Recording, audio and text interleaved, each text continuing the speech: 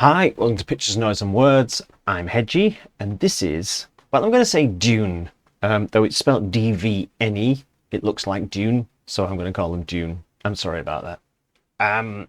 It's a song called Pleroma. Again, I think it looks like that's how you say it. Pleroma, that's not a word I'm familiar with. And it's all to do with religion. If you go to the original link for this song, which is underneath this video, then underneath their video is an explanation of it all. But it's kind of too complicated for me to read out, to be honest.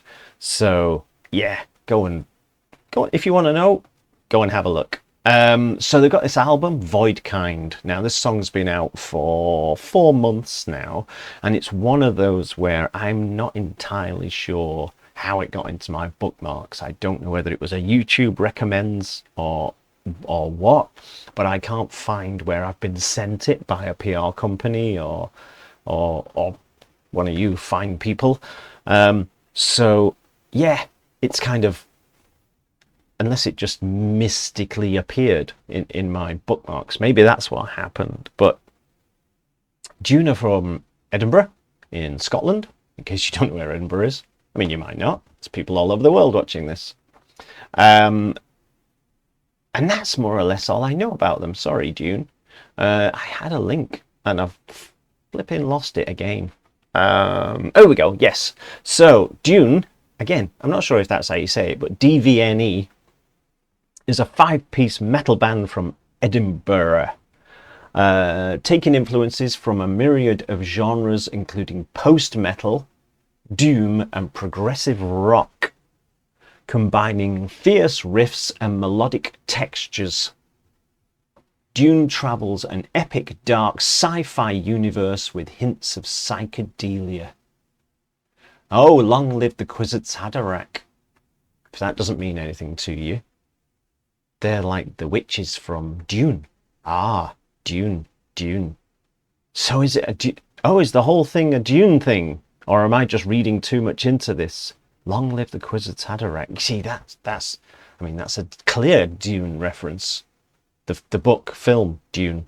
Well, the book, let's face it. Films were the latest Dune films, fantastic. In fact, I quite like the one in the 80s. It's got a certain something about it. But the book, that's something else. It's like another level, as always. That's not important right now.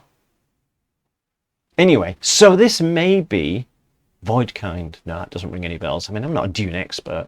I don't know if there's anything to do with Dune. It's just that they put the Kwisatz Haderach in the description of the band, and that's thrown me a bit.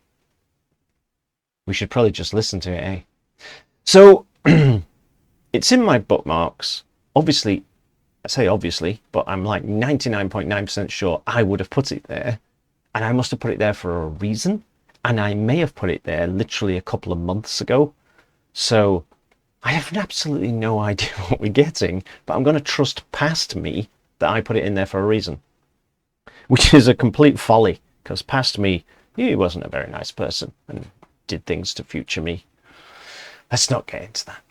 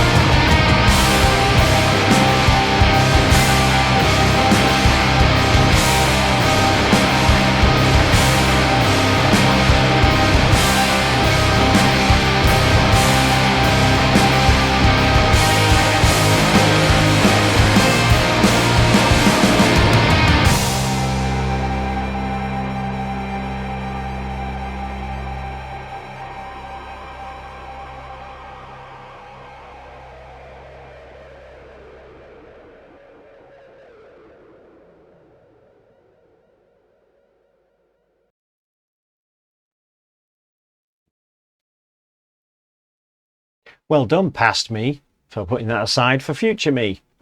I take back half the things I said about you. Um, so very, very strong. And people like me always like to do this, right? We have to relate things to other things. People like me, as in people who review music or talk about music or whatever, you always want to try and find something that you can that helps explain what you're trying to say, you know. So yes, so I'm getting very strong Steven Wilson vibes from this, like Porcupine Tree. Not necessarily like bang on Porcupine Tree, but not far off. Very, like I say, it's got Steven Wilson kind of written all over this. In fact, if I didn't know better, I'd think, then do I know better? They didn't like get him. It's not produced by Steven Wilson, was it, or something? I'm looking to have a quick look in the credits very quickly, but I mean, it's so strong. No, I can't see. I can't see. It doesn't say he didn't, or it doesn't say he did, but you know, anyone's a Porcupine Tree fan would have felt it. I felt it. Oh no, that's Star Wars, not Dune. Anyway, I don't think it's anything to do with Dune. I think I've just made connections there because they wrote, but it's their fault. They wrote the Kwisatz Haderach in their thing. So I think that and this kind of like, I don't mean to be insulting with this, but this is, well, and it isn't insulting, but the feeling I get from this is like it's super professional. And the reason why that might be insulting is that why did I doubt that it would be? And it's not like I went into this thinking it wouldn't be.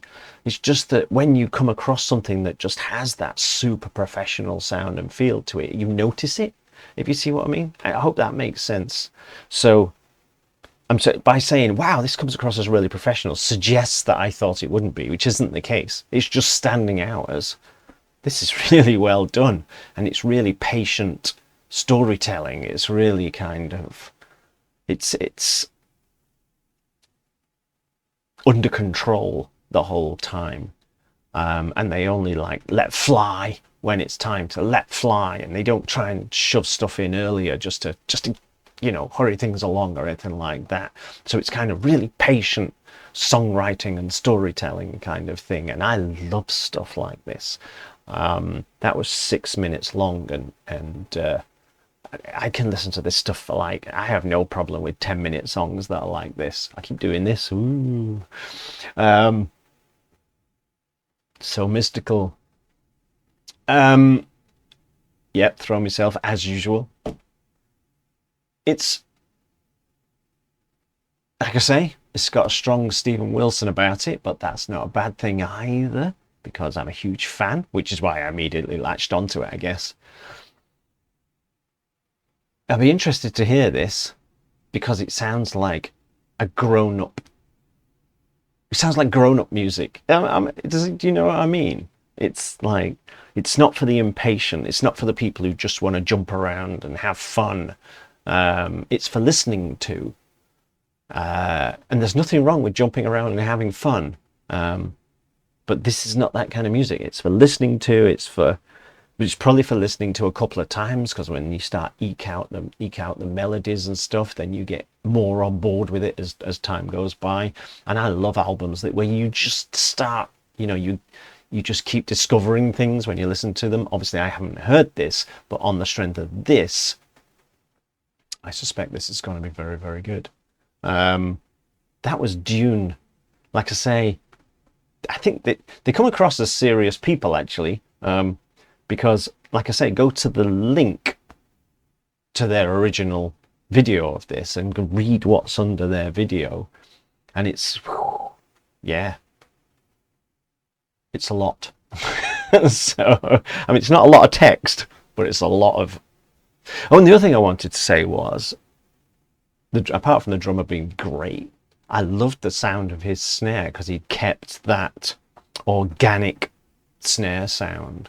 That sort of almost older school snare sound than nowadays. It's everything's quantized to death and produced within an inch of its life, so you get sounds that no drum was ever meant to make, whereas you can still hear the You can still hear the wires jangling on this guy's snare, and I really like that. I thought, that's giving it a nice sort of looser feel to it, which kind of goes along with the looser feel of the song and everything. But the whole thing, super professional. No idea what was going on in the video, not a clue, but it was interesting to watch, and that'll do for me. So there you go, Dune, Pleroma, I hope I'm saying that right, from this album Voidkind, which doesn't have any words on it, no album name, no band name, nothing. That looked good on vinyl, wouldn't it? This big, I think. Again, not important. Let me know what you think, everyone, and I shall see you soon. Bye bye.